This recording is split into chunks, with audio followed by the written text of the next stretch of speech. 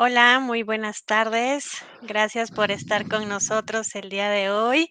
Bienvenidos a un programa más de Simichat. Yo soy la psicóloga Evelyn Cruz y me da muchísimo gusto que compartan con nosotros un martes más de programas. Si esta es la primera vez que tú te conectas con nosotros, te cuento rápidamente que, bueno, eh, Simisa es Centro Cime de Salud Emocional. Busca llevar a ustedes información basada en evidencia todos los martes y jueves en punto de las 6 de la tarde. Transmitimos en vivo desde la página de Simi Radio, así que te invitamos a que le des like a Simi Radio, por supuesto, a Centro Simi de Salud Emocional, y nos puedes encontrar en todas las redes sociales, Facebook, YouTube, Twitter, Instagram, y te invitamos a que puedas seguir toda la información que compartimos continuamente. ¿Para qué? Bueno, para que tú te puedas acercar no solo a nosotros, sino a diversa información, temas que puedan ser de tu interés en el ámbito del bienestar en general. Así que, pues me da mucho gusto que el día de hoy vamos a hablar de un tema, pues bastante interesante, un tema que bueno, en algún momento hemos enfrentado tal vez este tema de malas noticias, pero asimismo vamos a hablar de cómo comunicar estas malas noticias. Y para esto nos acompaña el psicólogo Manuel Garrafa Llanos, que es parte de Centro CIME de Salud Emocional. Muchas gracias por haber aceptado esta invitación. Manuel, ¿cómo estás? Muy buenas tardes, Evelyn. Muy buenas tardes a todos los que están viendo la transmisión. De verdad que estoy muy agradecido por la invitación. Y como has dicho, es un tema muy interesante que no solamente compete a un ámbito único en materia de salud mental y emocional, sino que puede abarcar otros ámbitos también. Así es. Y pues bueno, ¿quisieras contarnos rápidamente un poquito de ti? Cuéntales a las personas que nos están escuchando en este momento un poco de tu formación. Bueno, pues mi nombre es Manuel Garrafa Llanos, originario del estado de Nayarit. Soy psicólogo, tengo una maestría en psicooncología. Y mi experiencia en el ámbito de la salud mental está o ha estado mayormente enfocado en el ámbito hospitalario. Tengo un diplomado en bioética y también en cuidados paliativos por la Universidad de Anáhuac, etcétera. Bueno, en general, bueno, en, en resumen, eso digo que tiene que ver directamente con la salud emocional. Hay otras cosas que también, en las que también he incursionado, pero que no tienen mucho que ver con esto. Okey, pero que sin lugar a duda esta formación te permite, por supuesto, ser el más adecuado para hablar de este tema. Y sin más preámbulo, yo creo que muchas de las personas que nos están escuchando y no nos van a dejar mentir, por supuesto, los invitamos aquí a que aquí abajito de la transmisión, en los comentarios, nos pueden hacer llegar, pues, algunos datos a lo mejor que han sido para ustedes importantes en general en la historia de vida, que han sido difíciles de poder compartir con otras personas, ¿no? Algunas malas noticias. Yo creo que podemos, hablar, como bien decías, de malas noticias en muchos ámbitos de la vida, cotidiana, pero, justamente, ¿qué podríamos estar entendiendo por malas noticias, Manuel? Bien, cuando nos referimos a esta comunicación de malas noticias, mayormente vamos a, primero a referirnos a información que va a impactar de una manera no tan favorable la vida de una persona en general. Y bueno, este término de la comunicación de malas noticias está relacionado de una manera más directa al ámbito hospitalario, en donde existe esta relación bilateral eh, médico-paciente, y evidentemente que la información que se maneja ahí es donde se puede gestar esto que llamamos la comunicación de malas noticias. Parte también de un derecho y una obligación. Por un lado, la obligación del médico tratante, el que es el único que tiene la competencia para dar las malas noticias, y el derecho que tiene el paciente de conocer cómo va el curso de su padecimiento. Entonces, enmarcado dentro de ese contexto hospitalario, podemos identificar de manera directa esta técnica de la comunicación de malas noticias, y enfatizo, le toca mayormente al médico tratante, es el único que tiene la competencia para hacerlo, o sea, no lo puede hacer, aunque haya en el equipo médico, el equipo que esté de algún modo en trato con el paciente, no lo puede hacer la enfermera, no lo puede hacer cualquier otro médico, o no lo puede hacer el psicólogo cuando son parte del equipo médico, no lo pueden hacer ellos. Nada más le toca al médico tratante. Entonces, se pueden marcar ahí, evidentemente hay diferentes matices que podemos o notas que podemos decir respecto a la comunicación de malas noticias. Sin embargo, no es un tema exclusivo de ese ámbito, porque puede ser una mala noticia en el ámbito laboral, por ejemplo, puede ser una mala noticia en la vida cotidiana que muchos de nosotros tenemos. Muchas veces a nosotros nos ha tocado, porque tú eres el psicólogo de la familia o la psicóloga, oye, pues tú dile que su mamá ha muerto o cualquier una noticia de esta magnitud. Entonces, no solamente es exclusivo de ese ámbito hospitalario, pero mayormente es donde se puede identificar y donde han surgido pues la técnica que conocemos hoy en día y que se utiliza en el ámbito hospitalario, que tiene ciertos pasos y momentos, pero que en general a eso nos referimos. En el manejo de la información que tiene el médico, específicamente hablando, del padecimiento y del tratamiento del paciente. Se aborda desde el diagnóstico hasta el pronóstico y evidentemente que ahí también tiene sus matices que habría que enfatizar y que seguramente los vamos a tocar en otro momento. Por supuesto. Y que, bueno, también podríamos decir que hay diferentes, en ese sentido, diferentes tipos de malas noticias, incluso, pues, en el ámbito hospitalario, ¿no? Y que tiene que ver también, entiendo, mucho con el contexto, no solo del lugar en el que se está dando, sino del contexto en el que la persona y, sus familiares, tal vez más directos, están viviendo en ese momento, ¿no? Tal vez incluso no puede ser un diagnóstico de una enfermedad terminal, ¿no? Sino a lo mejor tal vez, un accidente que va a suscitar que la persona esté, en reposo al menos 3 semanas, ¿no? Después de la operación y la familia tenía un evento importante por el cual el padre tenía que estar ahí y en ese momento no va a estar y puede ser también una mala noticia para todos. Entonces, la mala noticia puede ser no sé si llamarle así, corrígeme si me equivoco, una interpretación del contexto también de la persona, de cómo lo está viviendo y qué significa para esa persona esa mala noticia. Claro, y justamente por eso es difícil comunicar malas noticias, ¿verdad?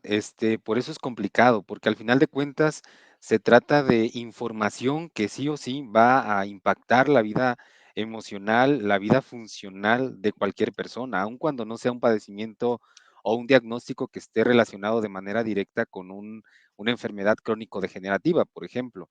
Sin embargo, el impacto emocional justamente es lo que lo hace complicado. Y no solamente para el paciente mismo, sino o para la persona que lo padece, sino también para la familia, pues va a implicar un reto el poder manejarlo y asumirlo, porque recordemos que toda pérdida de salud va a crear una inestabilidad emocional en las personas, aun cuando sea por un periodo breve. Simplemente estamos cruzando todavía por un periodo de pandemia en el que, bueno, el aislamiento ha causado mucho impacto y es una pérdida de algún modo, no necesariamente de salud, porque a lo mejor hubo muchos de nosotros que ni siquiera nos hemos contagiado y vamos invictos en eso, pero aún así hemos recibido las consecuencias de ello. Entonces también vamos perdiendo en ese sentido.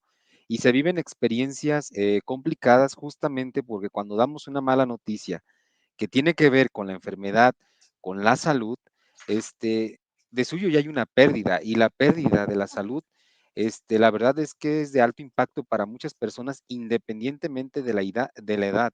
Incluso muchas veces, aunque el paciente o la paciente o ya tenemos como más o menos claro que seguramente tendré dicho o tal padecimiento, eso no quita que no impacte a la hora que confirmamos o nos confirman el padecimiento a través de un diagnóstico. Evidentemente que también en la manera en cómo nos lo digan, también será nuestra respuesta adaptativa o no adaptativa o desadaptativa, como se conoce también en otros ámbitos. Evidentemente que ahí por eso la importancia de manejar la información de la manera más adecuada posible. Y justamente el manejo de la información es lo que hace difícil comunicar una mala noticia. Okey. Entonces, em, ¿cómo se maneja? Puede ser lo más difícil de poder comunicar una mala noticia, por lo que nos estás contando. ¿Hay alguna otra razón por la que sea difícil dar malas noticias? Bueno, la única razón, yo creo que de fondo está el impacto que va a causar en la persona. y el impacto que va a causar en la inestabilidad del sistema. Por ejemplo, pensemos en un padecimiento crónico degenerativo a largo plazo, porque es así, crónico degenerativo. Si una enfermedad que ya no tiene cura y que su curso va a ser prolongado y que progresivamente, algunas de ellas pues, de manera progresiva y otras de manera muy rápida, van restando funcionalidad. Esto va modificando muchísimo el entorno familiar o el sistema familiar en cuanto a los roles, todos los reajustes que se tendrán que hacer. Pensemos en que el que se enferma de la familia y es diagnosticado con una enfermedad, por ejemplo, con algún tipo de cáncer que va avanzando rápido, pensemos en el impacto que tendrá para todo el sistema familiar, no únicamente para el paciente. Ujú, ¿Por qué? Porque a lo mejor la persona que va a padecer o del padecimiento o que ha sido diagnosticada es el proveedor. Imaginemos el claro. reajuste del sistema tendrá que buscar un nuevo proveedor para este sistema que se va a quedar sin este proveedor principal, en este caso que sería el padre o la madre o el hijo que se encarga de eso. Por eso lo hace complicado. Y luego entonces también las malas noticias no son difíciles este, solo por el padecimiento en sí, sino por las consecuencias que acarrea cualquier diagnóstico que se pueda dar. Exacto, y por esa razón, a veces es como muy complicado animarse a dar esas malas noticias, ¿no? Tener como ese papel, ¿no? De Ujú. poder darlo, porque no se sabe, justo lo que bien estás comentando ahorita, el impacto que va a tener sobre el otro al momento de escucharlas. Em, en este aspecto, ¿qué tan necesario es que aprendamos justamente a dar malas noticias? Es mucho, muy necesario. Yo creo que es una obligación, bueno, es una obligación y lo vemos en partes. Primero es una obligación en el ámbito hospitalario, para los médicos tratantes es una obligación que aprendan. La verdad es que en la experiencia que he tenido un poquito en el ámbito hospitalario, y con todo respeto lo digo para la comunidad médica, la mayoría de los médicos no reciben este entrenamiento, ¿sí? De pronto vemos que la habilidad social y a la hora de comunicar este tipo de situaciones, la verdad es que muchos no la quieren dar y ahí andan mandando, por ejemplo, si es el médico inscrito, pues anda mandando ahí a su R1 o a su R2, ¿no? Para que lo haga, porque no es fácil manejar esa información y además que, bueno, puede haber muchas justificaciones, que hay mucho trabajo, que de pronto pues no tienen tiempo como para dedicarle tiempo de calidad a la hora de comunicar la mala noticia al paciente. Sin embargo, es su obligación. Entonces, eso desde el punto de vista médico, pero también en el ámbito laboral, por ejemplo, ¿cuántos de nuestros jefes, y bueno, en otros ámbitos, en otros lugares, en otro lugar de la mancha, Ujú. este, por ejemplo, también muchos de los problemas que tenemos a nivel corporativo tienen que ver muchísimo con la manera en cómo comunicamos las cosas, ¿sí? Entonces es importante saber manejar la información en ese sentido. Ahora, desde el ámbito familiar, ¿no? Desde lo más chiquito, ¿cuántas veces nosotros nos eligen porque somos tal vez los que más hablamos, los que estamos, entre comillas, más preparados, o porque siempre somos los más envalentonados o lenguas creativas de la familia, y nos dicen, no, pues tú dilo, tú Ujú. ve y avísale, tú ve y comunícale. Pero es importante aprender a tener un tacto, una habilidad pequeña, que tampoco tenemos que ser muy expertos, pero un principio rector en esto será la manera en cómo comunicamos la información que tenemos. Cuando comunicamos las cosas a través de supuestos, fíjate, es que dicen, que dijo, que dijeron, Ujú. evidentemente que ahí estamos en un error. O yo estoy suponiendo que eso, es lo que se tiene que comunicar. Parte de un principio muy importante, conocer la situación a fondo. O sea, un médico, por ejemplo, no puede suponer que conoce al paciente, debe conocer el padecimiento, a lo mejor no todo el rol familiar, pero en gran medida cómo está la dinámica, porque también a partir de ahí tiene muchísimo que ver la adherencia del tratamiento por parte del paciente y también la red de apoyo que tendrá el paciente en el curso de todo el tratamiento. Por supuesto, y eso es algo importantísimo de poder tener muy presente para tener esa adherencia tan necesaria en los tratamientos médicos. Esto me recuerda algo de un paciente justamente que hace poco tiempo, se comunicaba a Simisae y, contaba cómo le comunicaron la noticia de que su papá había fallecido por COVID. Y ahorita te voy a contar al respecto, porque ya se nos agotó los 15 minutos, ¿y qué te Ándale. parece si nos apoyas a irnos a corte? Claro que sí. Recuerden enviarnos sus comentarios, sus preguntas. Tenemos todavía más o menos algunos minutos para poder responderlas.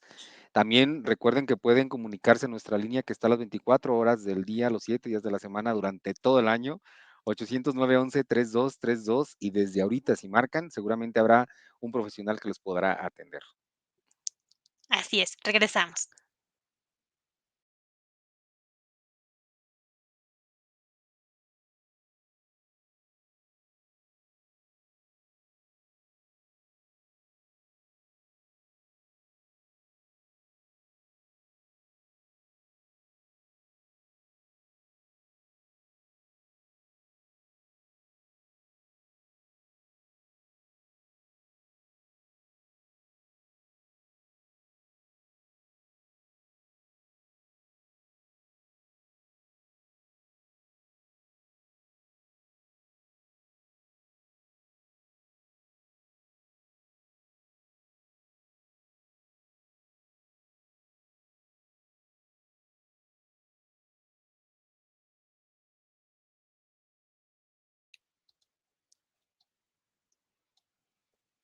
Muchas gracias por continuar con nosotros. Les recuerdo el tema del día de hoy, comunicación de malas noticias, y está con nosotros el psicólogo Manuel Garrafa, que es parte de Centro CIME de Salud Emocional, justamente dándonos una dimensión más amplia del por qué tenemos que aprender a dar malas noticias, el impacto que tiene no solo en la persona que es la afectada directa, sino también en las personas que están a su alrededor, principalmente familia y amigos. Así que si en algún momento te has enfrentado a una situación particular, ¿no? Que tenga que ver con poder expresar una mala noticia, pues tal vez puedas contarnos un poco aquí aquí abajito en los comentarios. De hecho, vamos a ir retomando algo que nos van diciendo por aquí. No sé, Manuel, si tú tienes por ahí alcanzas a leer algunos, también me puedas ayudar a mandar saluditos. Por aquí saludos a Mónica, a Alex Rejón, a Kire, Rocío Briones, dice interesante tópico, sobre todo ahora.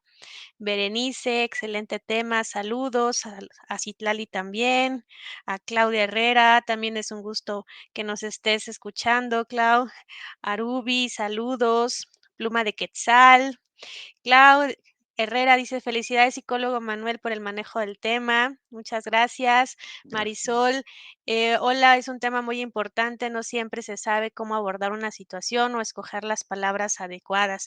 Qué interesante esto de tener las palabras adecuadas. ¿Siempre tendremos palabras adecuadas para el manejo de las malas noticias, Manuel? No. Es Creo que debemos buscarlas, ¿verdad? Para eso, evidentemente que en el ámbito médico, por ejemplo, claro, los médicos tendrían que ser capacitados en ese sentido, porque, bueno, leyendo un poquito los comentarios que decía por aquí alguna, cómo poder no involucrarnos en el impacto emocional. Yo creo que somos humanos afectivos y eso casi, casi es imposible, pero podemos distinguir entre lo que le está pasando a la otra persona y mi rol en medio de ese contexto y luego entonces, poder hacer esa distinción. Pero el impacto emocional, uno, es una consecuencia inevitable, ya mm, sea para la persona que la recibe o incluso para la persona que la da también, porque no siempre es fácil, o bueno, nunca será fácil comunicarlo, pero será necesario. Las palabras tenemos que ubicarlas y encontrarlas a través del conocimiento que tenemos del paciente o de la situación en sí. Aquí había una pregunta también, que si los tanatólogos pueden dar malas noticias. No, en el ámbito hospitalario, no únicamente le toca al médico tratante, ¿sí? Al médico tratante es su obligación. Que no siempre será lo más cómodo, no se trata de que sea cómodo, es necesario. ujú, Pero aunque en el equipo médico, por ejemplo, cuando participaba en el Hospital G. González, en la Clínica del Dolor y Cuidados Paliativos, pues evidentemente que había médicos y había enfermeras, trabajadora social, este, un acupunturista, rehabilitador físico y bueno, los psicólogos en general. No, a nosotros nuestro rol es evidentemente acompañar el impacto emocional que la mala noticia está generando en el paciente y en la familia, y mayormente, evidentemente, por el proceso adaptativo o la adherencia que tendrá el paciente y la familia al tratamiento.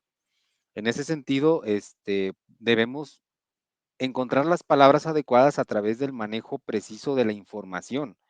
Es decir, el médico tendrá que estar checando el expediente, las notas que hacen los diferentes turnos para saber cómo va la evolución. Y bueno, ahí hay todo un tema que se puede abrir, pero bueno, para que no sientan que les tiramos mucho a la comunidad médica, pero por ahí va. Ahora nosotros, en el ámbito como psicólogos, nos toca acompañar el impacto emocional, procurar la adherencia del tratamiento, pero no nos toca ni a los tanatólogos, ni a los trabajadores sociales, ni a otra persona que no sea el médico tratante, no nos toca dar malas noticias. Eso no. Claro, fuera del ámbito hospitalario, pues, le digo, en el familiar, pues te toca por mayoría de votos, ¿no? Pues, mira, él es bueno para hablar, tiene la lengua bien suelta, bueno, pues que él lo diga, pero no en el ámbito hospitalario, ahí sí no nos toca. Entonces, las palabras adecuadas van a surgir a través de la información que tú tienes sobre el caso, que no se maneje en supuestos, ¿sí? Así es, y eso, bueno, me voy a retomar lo que decía al final del anterior bloque, ¿no? Me recordó Del justo paciente. de ajá, el comentario de un paciente, que cuyo papá falleció, ¿no? Por consecuencias de COVID, ¿no? Hace ya poco más de un año. Y, le llamaron, ¿no? Porque no podían estar ahí, evidentemente, le llamaron, estaba en casa, solamente le dijeron que se tenía que presentar en el hospital, él preguntó qué estaba pasando, ¿no? Que si había muerto se lo dijeran en ese momento. La enfermera que le llama le dice, no, tiene que venir aquí, tiene que usted venir y, poder hablar para poder hablar con el médico, ¿no? Entonces, empieza la angustia en el momento en que le llaman, llega al hospital, ¿no? No encuentra al médico, le pide a la enfermera que nuevamente le pueda decir qué estaba pasando, porque ya llevaba un rato buscando al médico y no lo encontraba. Y, le decía: "Es que esta información solamente la puede manejar el médico", ¿no? De lo que encontraron al médico, el médico tampoco lo encuentran, no le dice lo que estaba pasando, regresa hasta después, y ese periodo en el que el paciente, bueno, el familiar más bien, ¿no? Tuvo para encontrarse con con la noticia fue tan angustiante, ¿no? Esas horas se volvieron eternas, ¿no? Ya se había imaginado todo lo que había pasado, en efecto, pero, el que el médico, o sea, para llegar a que el médico se pudiera darle la información, fue todo un martirio para esta persona, ¿no? Y además, encontrarse con una información, pues, tan dolorosa, lo fue. Entonces, algo que tú nos cuentas es justo que es bien importante que sea el médico el que dé la noticia, ¿no? En estas Sí. situaciones de pandemia creo que fue algo muy complicado para todo mundo, y yo entiendo que también para la parte médica. Entonces, los momentos de angustia se volvieron eternos para todas las personas que han estado involucradas, Manuel. Sí, efectivamente. Bueno, enmarcado desde el punto de vista de pandemia, la verdad es que sí fue muy pesado y sigue siendo por las secuelas que ha tenido, ¿no? En ese sentido. El impacto emocional no solamente quedó para el paciente y la familia, sobre todo porque no hubo manera de despedirse en muchos de los casos, y la verdad es que tampoco había los medios suficientes para que hubiera informes como ordinariamente hay en los hospitales, ¿no? Un horario de informes, un horario que se tiene que respetar, ¿no? En el que al paciente y a la familia, bueno, el paciente si está en condiciones, se le pueden dar informes de cómo va la evolución y obviamente que a la familia, pues para que esté al tanto un poquito de cómo está el paciente. Obviamente que en el contexto de pandemia, pues hubo muchas situaciones que no se pudieron, no porque no se quería, sino porque simplemente no se podía y no estaba, bueno, estaba contraindicado por asuntos de seguridad para muchísimos. Por eso fue tan complicado y por eso muchos de los pacientes que hoy hay en consultorios psicológicos están trabajando estos duelos complicados porque no hubo una despedida, porque la información en el momento no fue manejada de la mejor manera, bajo la justificación tal vez entendida o entendible de que no había tiempo, pues no había manera porque sí, en una etapa de la pandemia los hospitales se vieron desbordados y el equipo médico también. Entonces, ahí se puede entender, ahí, ahorita con esto que decía, me decía, bueno, leí aquí un comentario que de pronto había cómo trabajar con el equipo médico, que puedes también verse involucrado afectivamente o psicológicamente por el manejo de las malas noticias.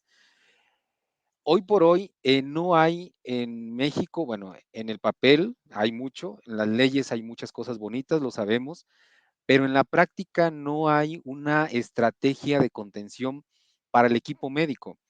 Yo en tiempo de pandemia acompañé a varios médicos en este proceso y les decía, ¿cuál es el plan, por ejemplo, del IMSS o del sector salud para ustedes que están en la primera línea? No, pues nada, no existió, no hay para nada.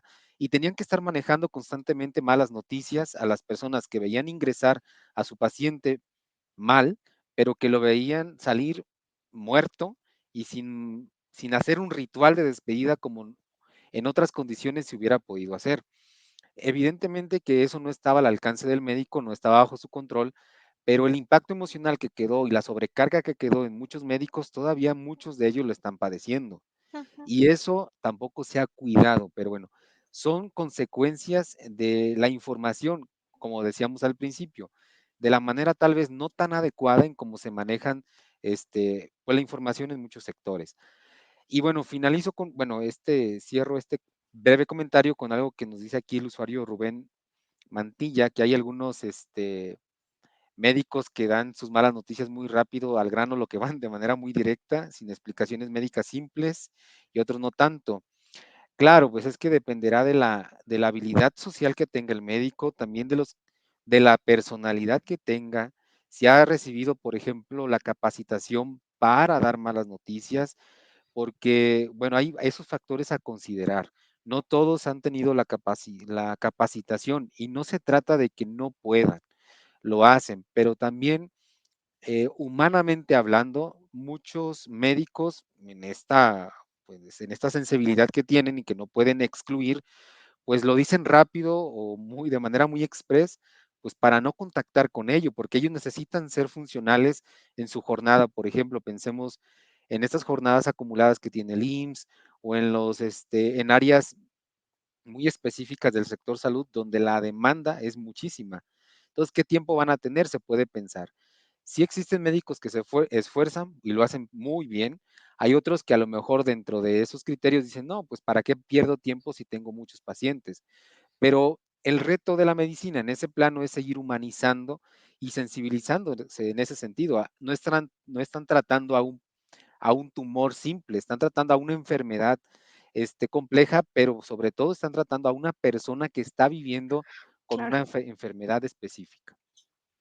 Claro, entonces, esta parte en la que, comentas justamente, todo el proceso, creo que el médico tiene que tener como muy claro a la hora de poder enfrentar, comunicar, ¿no?, los diagnósticos a los pacientes y a sus familias, pues, también me lleva a la siguiente al siguiente comentario de Rox, justamente, y que está enlazado a una pregunta que quiero hacerte.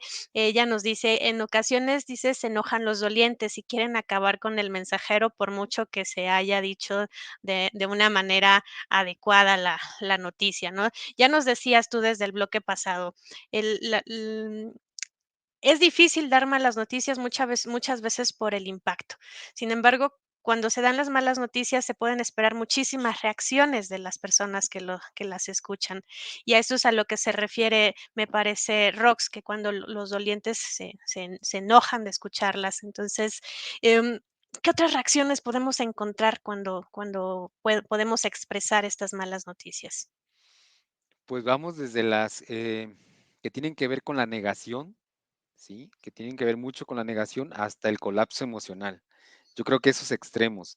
Y emocionalmente, pues vamos fluctuando de emoción en emoción, ¿sí? Muchas veces cuando ya tienes tiempo con síntomas que te van avisando que posiblemente ahí hay algo, cuando hay una herencia familiar de cierto padecimiento, dices, es probable es muy posible y muy probable que yo también resulte con ese diagnóstico.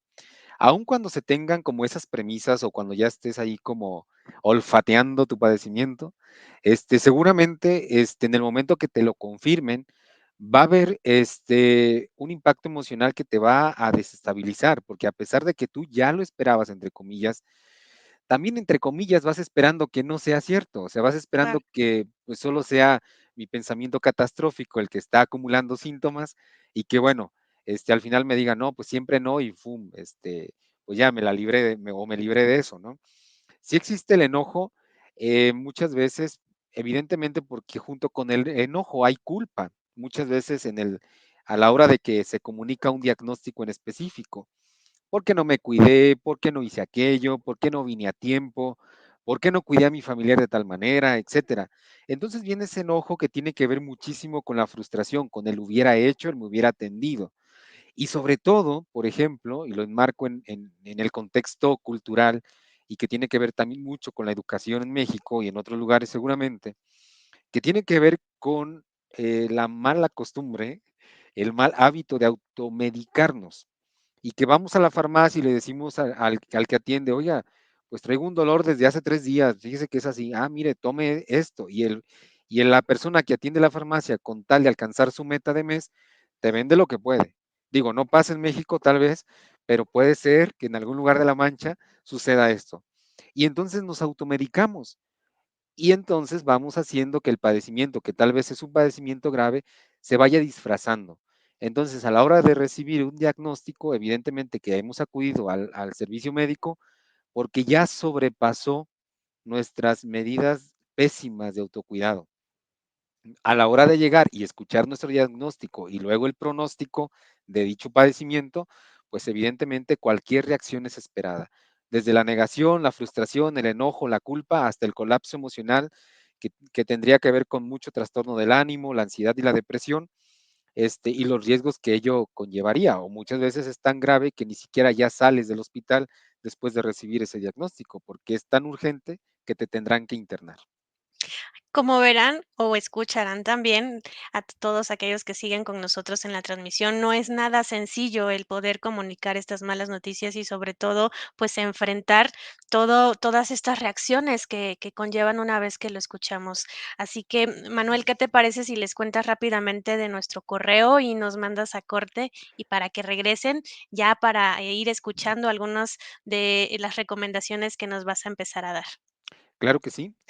Recuerden que además de la línea telefónica que les comenté hace ratito, pueden escribirnos a centrodiagnóstico@simisae.com.mx y también a través de ese correo les podemos responder dudas no solamente de este tema, sino de otras consultas que nos puedan hacer desde el ámbito psicológico. Y pues regresamos, no se vayan.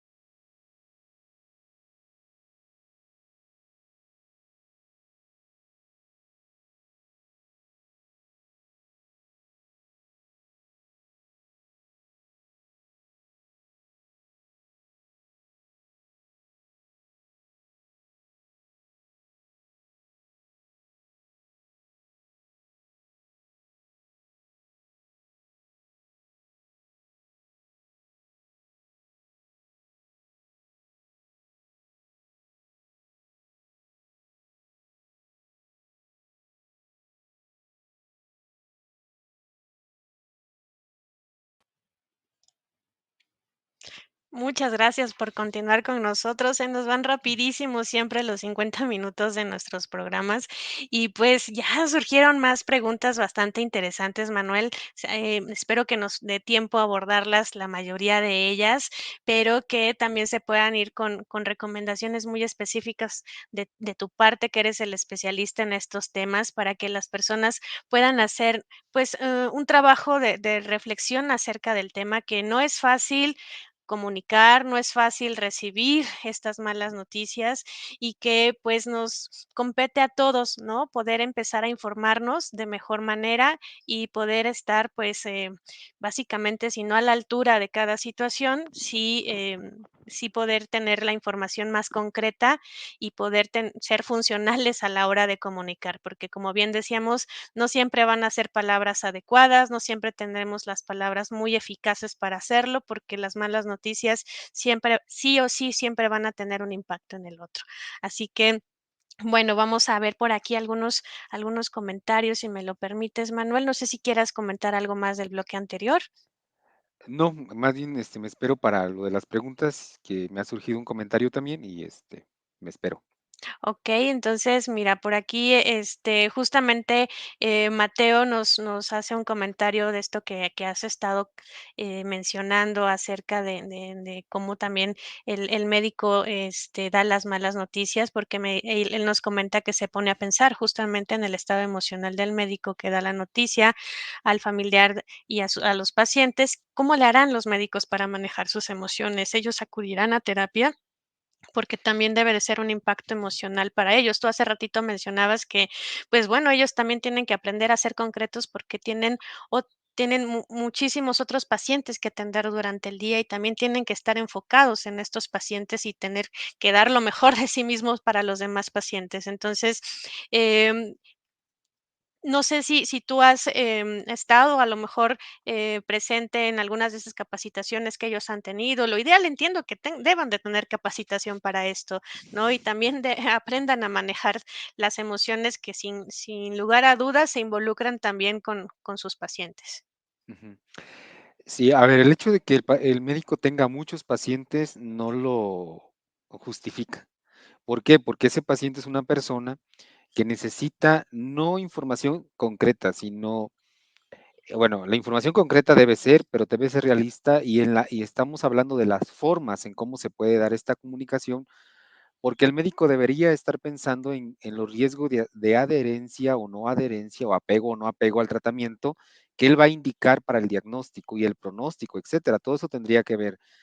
Ahora, en México todavía, bueno, y en muchos lugares, pero sobre todo en México en materia de salud, tenemos muchos rezagos en muchos aspectos. Por ejemplo, en no todos los servicios del área hospitalaria, por ejemplo, los médicos reciben la capacitación para comunicar malas noticias, no en todo se habla del método para darlas o las sugerencias.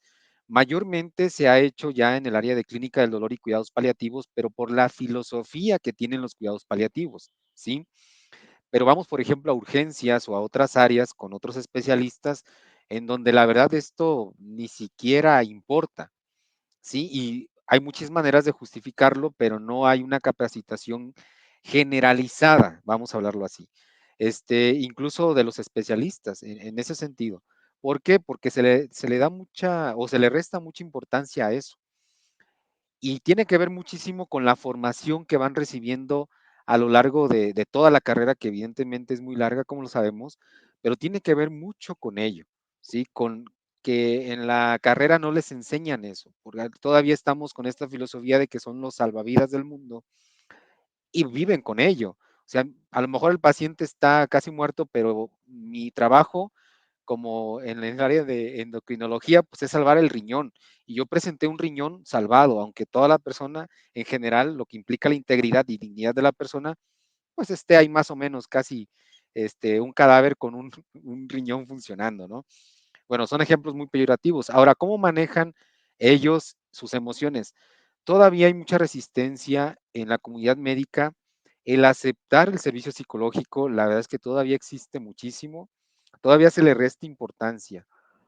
En gran medida, y también lo tenemos que decir nosotros como psicólogos, en que pues de pronto no habemos muchos especialistas en psicología Ujú. eh, son buenos y que damos mucho de qué desear en algunos ámbitos. Eso también es cierto, pero ciertamente no podemos negar que todavía en la comunidad médica hay mucha resistencia. Cuando participaba en el equipo de cuidados paliativos, por ejemplo, siempre decían, pues que llamen a psicología al área de, no sé, pos, o- posoperación o por alguna situación de dolor y que con TCC vamos a ayudar y muchas cosas así. Áreas médicas que no estaban relacionadas con cuidados paliativos decían, ¿y como para qué necesitamos psicólogos aquí? Todavía hay esa invalidación del trabajo del psicólogo. Obviamente que también hay tiene mucho que ver con que habemos muchos psicólogos que no somos expertos en algo y nos vendemos como si lo fuéramos.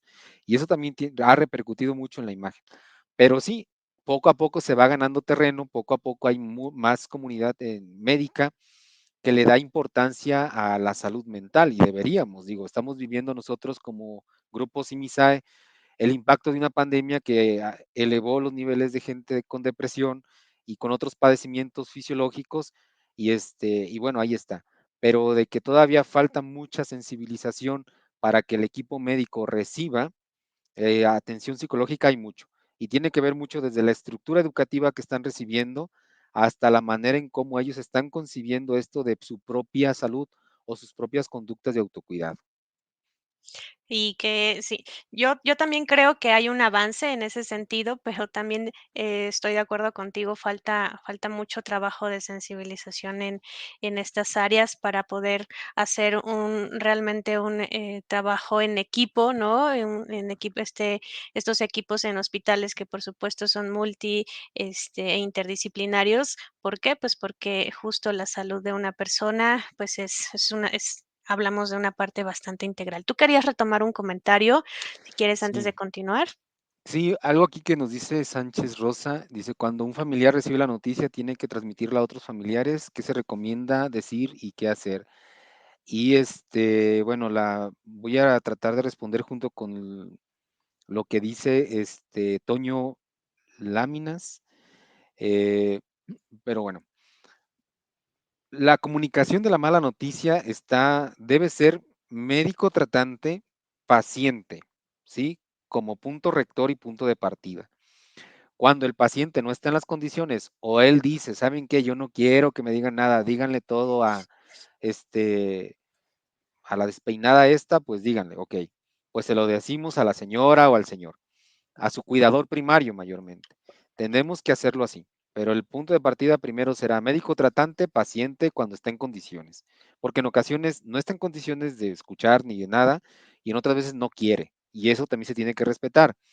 Ahora, se recomienda de verdad que sea una sola persona la que esté recibiendo informes sobre el diagnóstico y pronóstico de su familiar enfermo, porque ocurre muchas veces en el ámbito hospitalario que, ok, por ese asunto de estarse rolando por cuidar al paciente, de pronto se hace un teléfono descompuesto y la verdad es que los médicos padecen mucho eso, porque ya le dijeron la información a la señora que fue ayer a las 5 de la tarde a los informes, pero hoy se lo tendrán que decir al primo lejano que nunca estaba de lleno en la familia, pero que vino por esta vez, y todo eso se vuelve muy demandante y la verdad, así tal cual, un teléfono descompuesto. La sugerencia es que si el paciente no está en condiciones o no quiere, sean como máximo 2 personas las únicas que reciban la información y las que la comuniquen a la familia, porque luego sucede que habemos familiares que queremos ir con toda la colonia, ¿no? Vamos a que nos den informes de qué está pasando con nuestro familiar. No, no, no, no. Eso no, porque entorpecemos el trabajo del equipo médico y de verdad que no ayuda en nada. Elijamos a los más hábiles para entender, a los más hábiles para comunicar, si es que esto es posible. Obviamente que esto va a suponer que el médico tratante está buscando las palabras adecuadas para comunicarlo, porque no todos los pacientes tienen el mismo nivel académico, no todas las personas que están en un hospital hablan castellano o español. Muchas veces tenemos a personas de comunidades nativas y hay que tratar de explicarlo con un lenguaje pues asequible, incluso con dibujos, con imágenes, para que la persona que está recibiendo la información pues la pueda comunicar lo más precisa posible. Entonces no es fácil, pero tampoco es que no se pueda y que esto que no exime o no justifica nada el hecho que sea una obligación del equipo médico, bueno, del médico tratante y un derecho del paciente, ¿sí? Esto en cuanto esto que nos dices, creo que es una muy buena recomendación a todas las personas que nos están escuchando. Si en algún momento se encuentran en una situación en particular, puedan definir quiénes son las más apropiadas en la familia para estar ahí presentes y puedan recibir este tipo de noticias. Ahora bien, en estos aspectos, ya que estamos hablando justo de las familias y quiénes deberían recibir estas noticias en caso, solo en el caso de que el paciente no esté en condiciones o él mismo ceda, ¿no?, al familiar esa responsabilidad, pues, tenemos, por el contrario, ¿no?, a veces en diagnósticos de enfermedades terminales, eh, cuando las familias no quieren que sus pacientes sepan, ¿sí? Entonces, en algunas circunstancias, nos hemos encontrado con como conspiraciones, ¿no? Y sí que se conocen como conspiraciones del silencio por partes de las familias que no quieren decirle, ¿no? Al papá, a la mamá, ¿no? El diagnóstico que tienen. ¿Cómo se manejan este tipo de conspiraciones en estos ámbitos? Bien, la conspiración de silencio o pacto del silencio puede ser algo muy ya implícito o explícito, es decir, algo que pues asumimos como familia, que no lo tenemos que decir, o no, este tema no se toca y se vuelve ahí el elefante en la habitación, ¿no? Un tema que todo el mundo sabe, pero nadie quiere tocar, por lo que sea. Enfatizo nada más, el hecho de que el paciente necesite saber su diagnóstico es un derecho que no podemos omitir.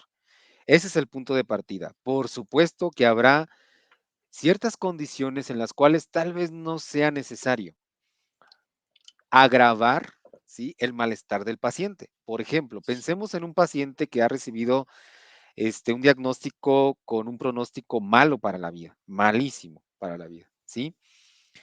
Em, si se llega junto con el equipo médico, el equipo de psicología que tendrá mucho papel ahí, y la familia dicen, ¿saben qué? Es que si le decimos, se va a deprimir y de por sí el pronóstico no es favorable, a lo mejor, pues lo único que vamos a hacer es que no se adhiere al tratamiento que le puede atender los síntomas, porque ya lo metieron, ya es candidato de cuidados paliativos y nada más se van a atender los síntomas.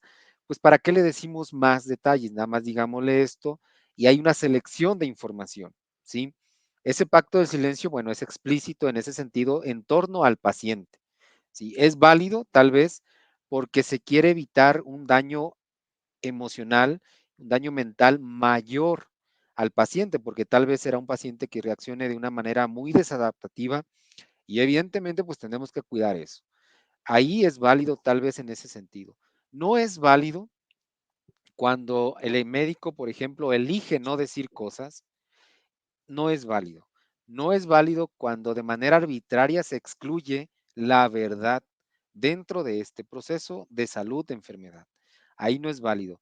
Cuando se valora a fondo que la situación será mejor manejarla de otra forma para que el paciente se adhiera al tratamiento, ahí pudiéramos decir que es válido, pero de manera arbitraria no lo podemos, no podemos nosotros sentirnos dueños de la información y dosificarla a nuestro antojo. En ese sentido, no. Sí, cuando se ve que el riesgo de comunicar esta noticia será mm, muy, muy desfavorable para el paciente y habría que ver las condiciones. Cuando es un padecimiento que está a largo plazo,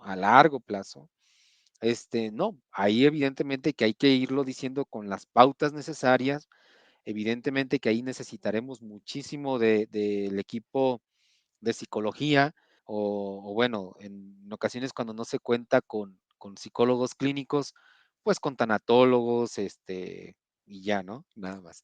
Bueno, pero mayormente psicólogos clínicos. Entonces, en ese sentido, se tiene que manejar así la información. ¿Es válida en ese aspecto? Tal vez podríamos decir, es válida en esos contextos específicos, la conspiración del silencio, pero había que sopesar. Y yo creo que ahí sí tiene mucho que ver el equipo de psicología que tenga que ver cuál es el miedo de no comunicar tal cosa o de guardar el silencio, porque muchas veces dentro de ese silencio o conspiración del silencio, de verdad que hay otras cosas que tenemos que indagar para poder nosotros manejarla de mejor forma.